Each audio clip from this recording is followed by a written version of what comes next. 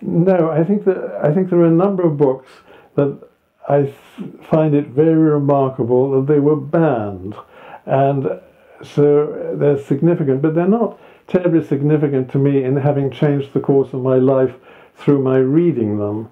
I mean, to give a crazy example, I was so pleased to find that in 1941, that's relatively late, the Nazis banned an author who was a member of my family, was my father's Uncle Fritz. In 1941, they not only banned all his books, but they banned it with a special additional zusätzliches Verbot. So, you know, he obviously wrote some pretty, or stuff that they found pretty offensive. And this interested me because I was delighted, a member of the family, but I didn't know he'd ever written anything. So I got in touch with with one of his daughters, who is living in Israel, aged over 100, and she said, "But my father never wrote a book in his life." And I said, "But did you know that all his sämtliche Schriften were banned?" And she said, "No, that doesn't make any sense." And then she got back to me. She said, "You know, I just realized in order to get his doctorate in Hamburg, he had to publish a dissertation. So I'll send you a copy of that." So that is in the collection. A work of no literary merit.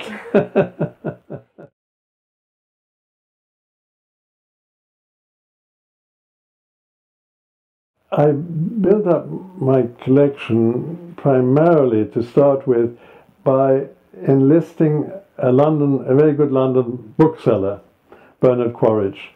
And I had a blueprint which, not being a scholar, I really built up from other books.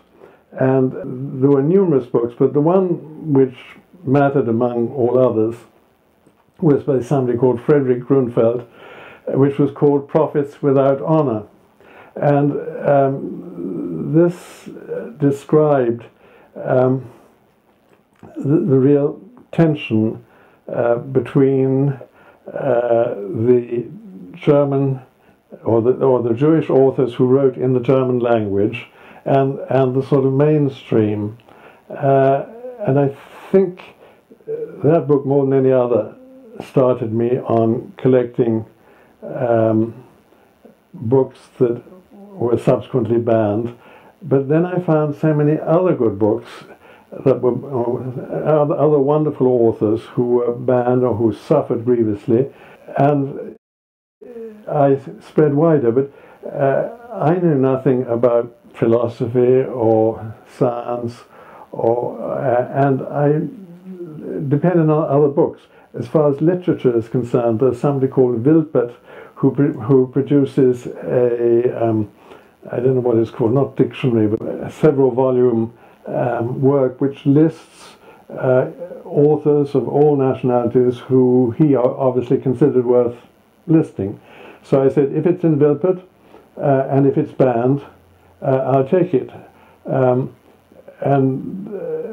I think that was the largest element in the blueprint. But then Wilpert didn't concern himself much with music, or with painting. So I would look at the catalogues of the Degenerate Art Exhibition and see who they were. And if any of them had written books, as quite a few of them had done, I would collect those books, or I would collect a little bit of music.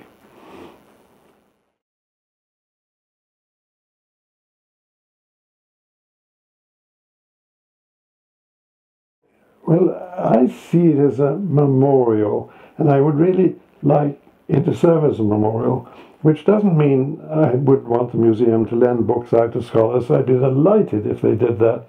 But my main concern was a memorial for oppressed authors, many of whom, of course, are famous and don't need this little memorial, but others of whom who could be in danger of being forgotten. I mean, there are people like Erich Mühsam, who sort of isn't particularly heard of today, who was murdered by the Nazis as well as having his books burned. So that was one side of it. The other was I wanted it as a memorial to the idiocy, forget about wickedness, but just the idiocy of the Nazi attempt at sort of cultural censorship and some of the absurd bannings and burnings that resulted. So, memorial.